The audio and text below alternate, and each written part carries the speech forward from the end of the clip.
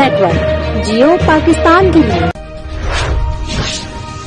खबर शामिल करते हैं ननकाना साहब से, जहां सिख कम्युनिटी की जानिब से गुरुद्वारा बालीला से गुरुद्वारा जन्म आस्थान तक नगर कीर्तन का जुलूस निकाला गया।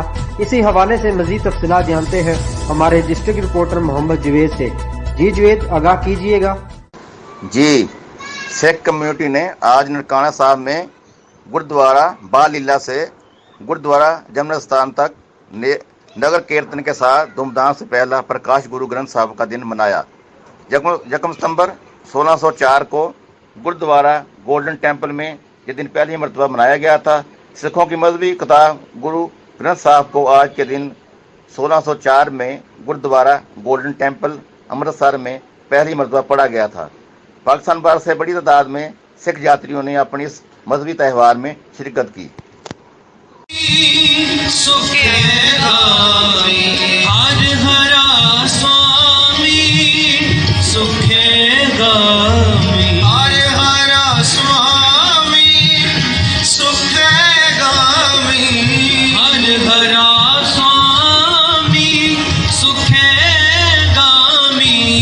आनंद मंगल रस घड़ा